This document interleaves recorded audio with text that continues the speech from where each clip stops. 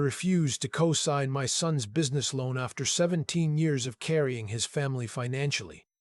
My daughter-in-law looked me in the eye and said, "Then maybe this arrangement isn't working anymore." So I left. 3 weeks later, they were calling every number they had trying to find me.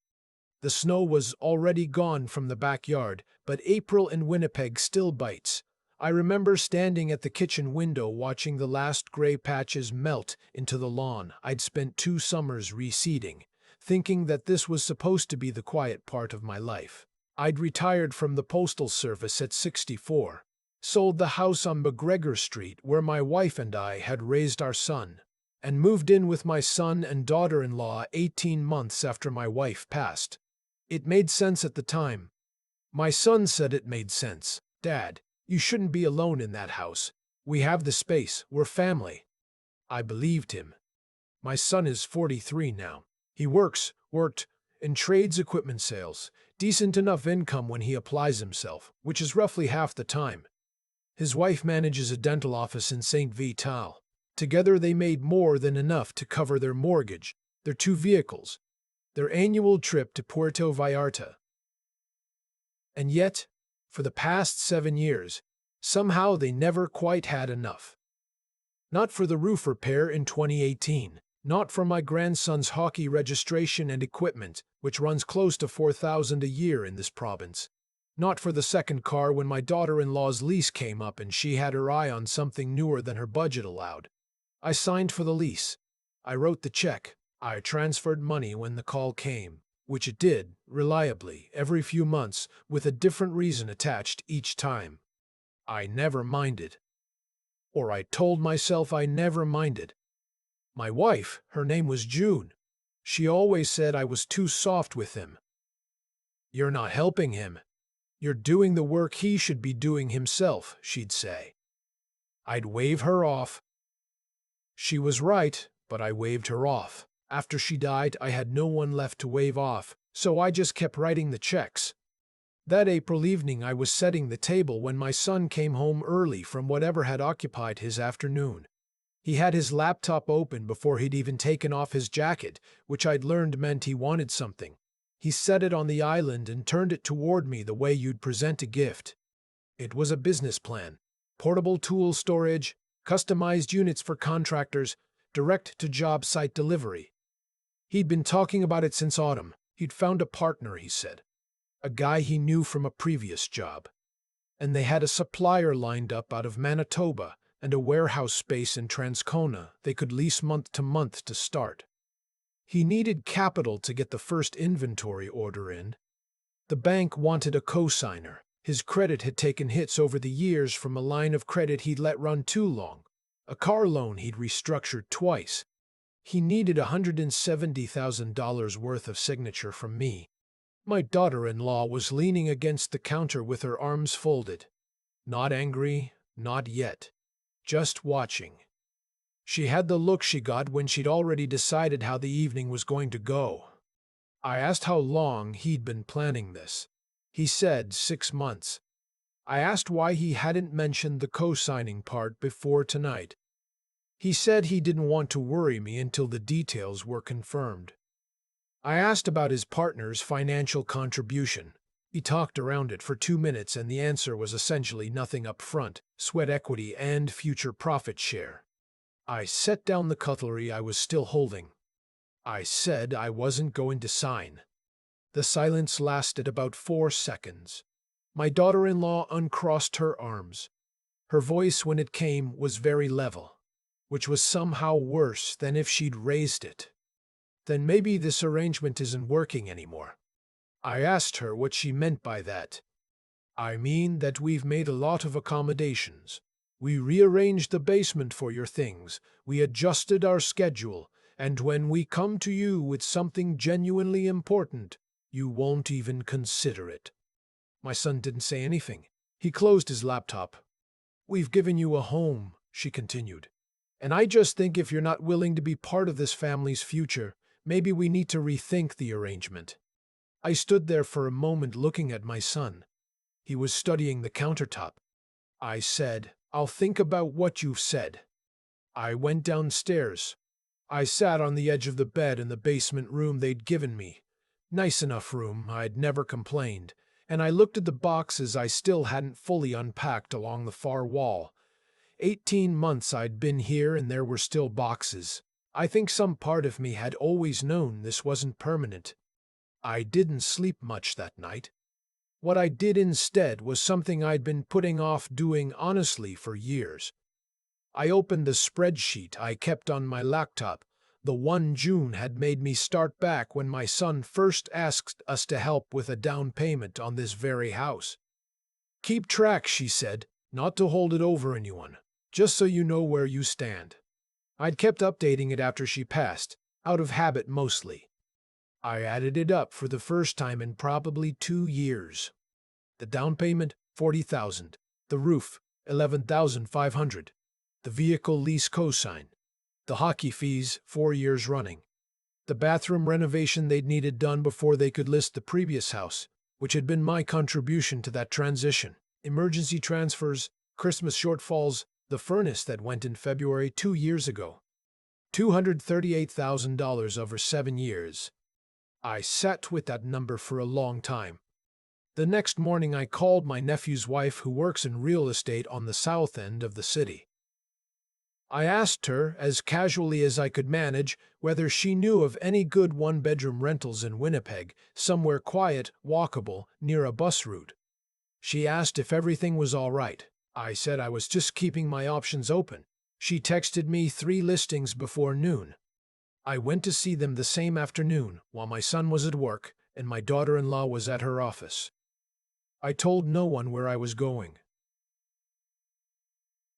The second place I walked into, a one-bedroom on Stafford near the Assiniboine Park entrance, felt like breathing out after holding your breath for too long. Ground floor unit, small private patio, hardwood throughout. A landlord who'd lived in the building for 30 years and clearly cared about it. I paid first and last month's rent before I left the building. Cash from the savings account I'd kept in my name only. One account. June and I had agreed would always be separate. Our little agreement, established decades ago after watching friends' marriages complicate during financial trouble. I had 2 weeks before the unit was available. I spent those 2 weeks being careful. I ate dinners at the table. I was polite. I helped with the groceries. I also called my financial advisor at TD and had a long conversation about restructuring. I'd been meaning to review my RIF withdrawals anyway. While I was on the phone, I asked about updating beneficiary designations. My granddaughter's name, she's 19, first year at the University of Manitoba, sharp as a tack, never once asked me for anything, went on every account I had authority to update. I also called a lawyer. My financial advisor recommended one, an estate planning specialist downtown. She was businesslike and kind in equal measure. By the end of our second meeting, what remained of my retirement savings was structured in a way that would be very difficult for anyone else to access or contest. I left her office feeling something I hadn't felt in a long time. Steady. The week before I moved, I went through my things in the basement room. Slow, methodical. I put blue painter's tape on everything I wanted moved. My books. June's photo albums. My curling equipment, which my son had always said took up too much space. My grandmother's rocking chair. The good toolbox, the snap-on set I'd bought myself 30 years ago and maintained like it was a living thing. I left the big TV they'd mounted on my wall. Left the IKEA shelving unit they'd installed. Left the rug. They could have all of that. The movers came on a Tuesday. Young guys, efficient, they had the truck loaded in under 2 hours. I'd left an envelope on the kitchen table. Inside was my house key, the security fob for the front door, and a single handwritten note. I said that I had moved out, that I was grateful for the 18 months, and that I would not be providing any forwarding address until I received a genuine conversation about respect.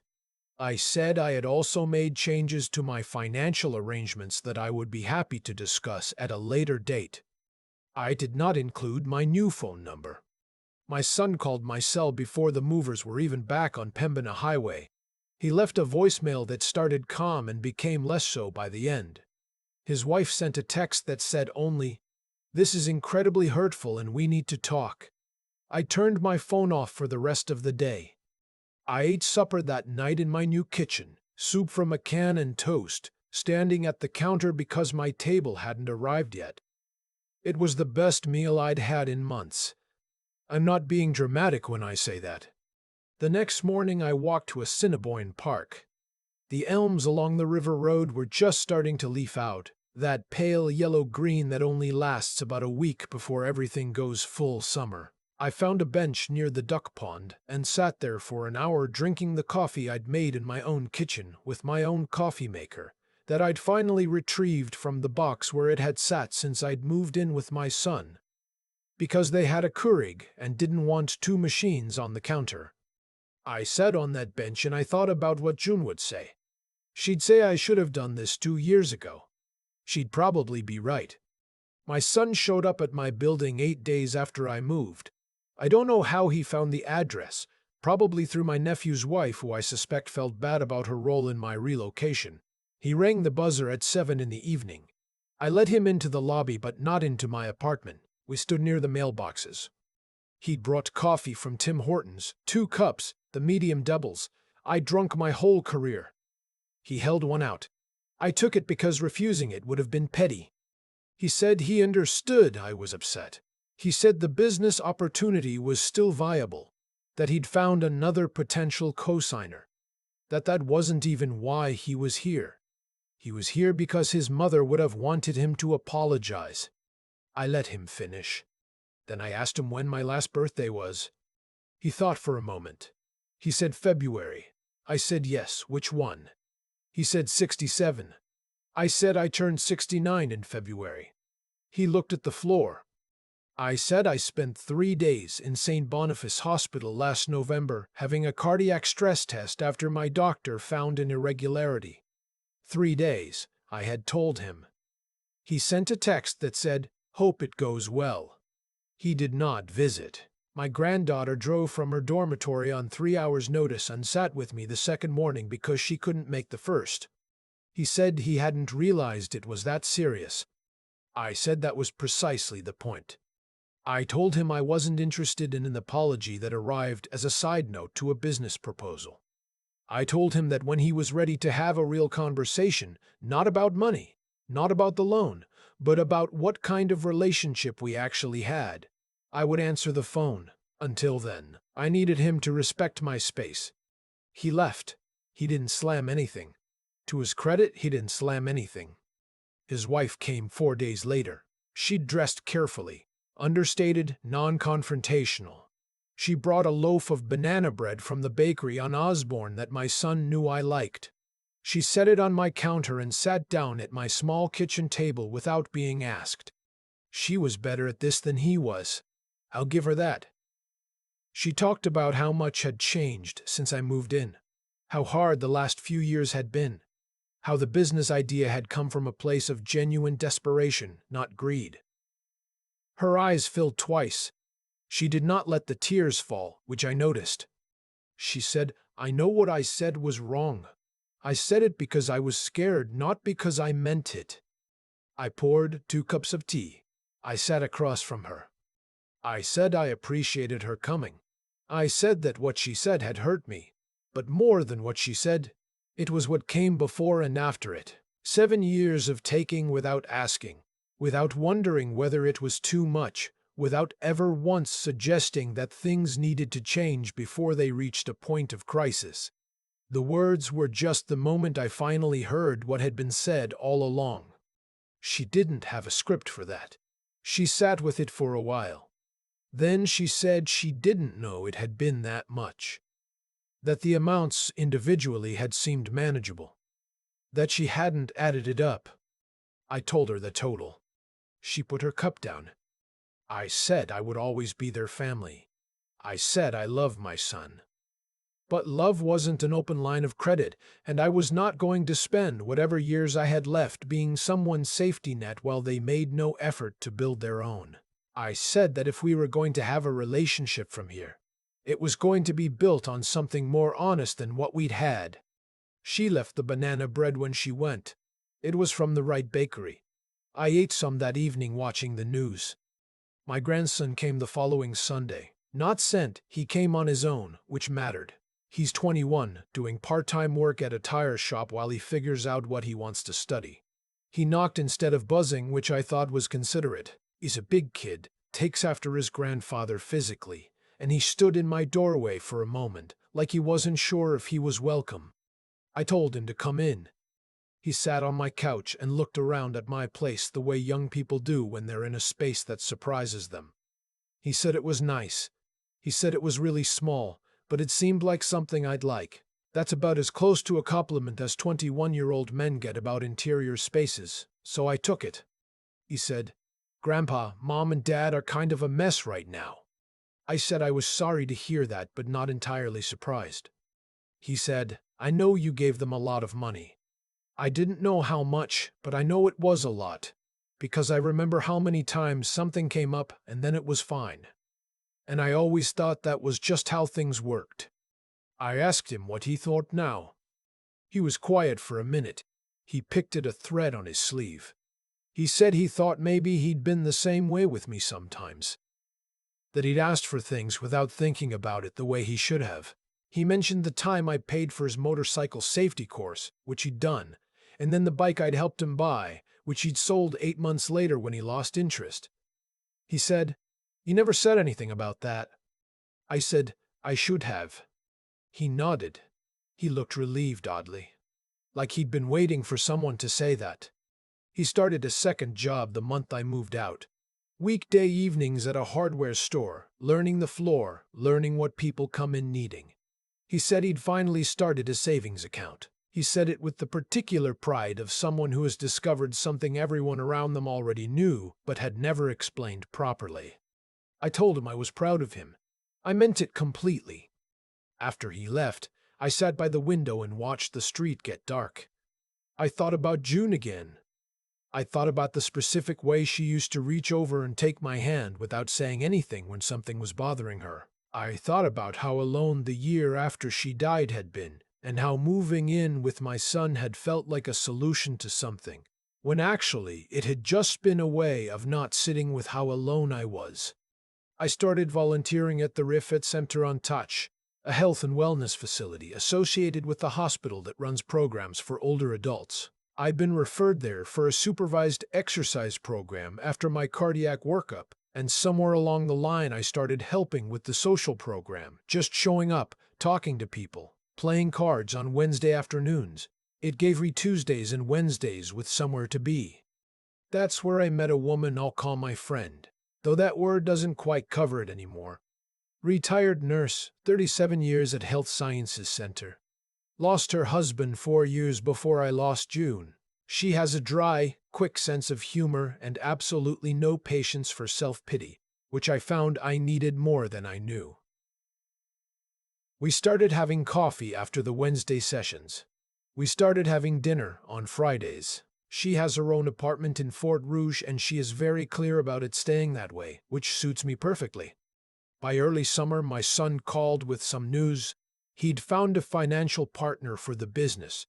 Not a co-signer, an actual investor, someone who'd done due diligence and committed his own capital. The business launched in August. Modest scale. 3 clients to start. My son called to tell me it was going. He sounded different. Less like someone pitching and more like someone doing. I said I was glad to hear it. He said, "I'm sorry, Dad, the real kind, not the kind where I'm also asking for something." I said I knew the difference. I said I appreciated it. We're in the early stages of rebuilding. That's the honest way to put it.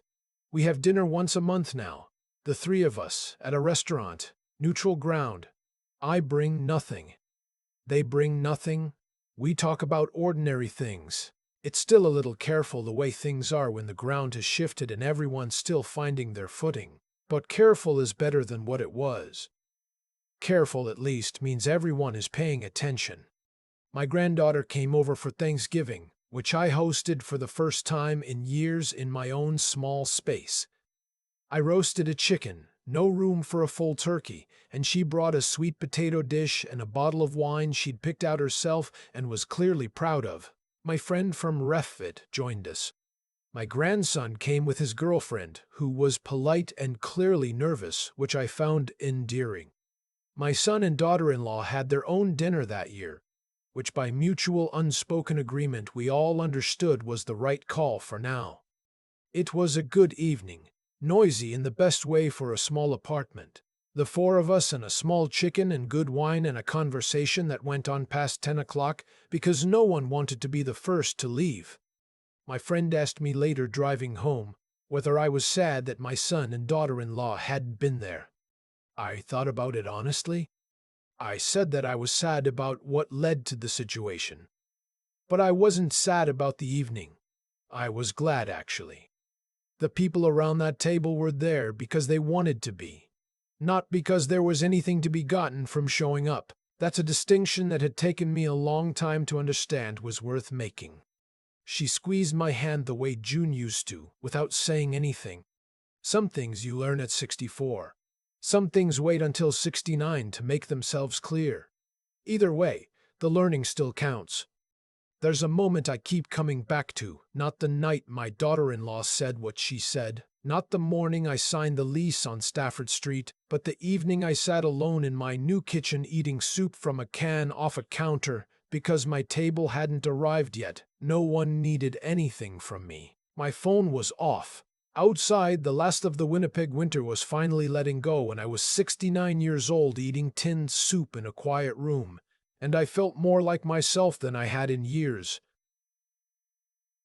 That tells you something about how far things had drifted.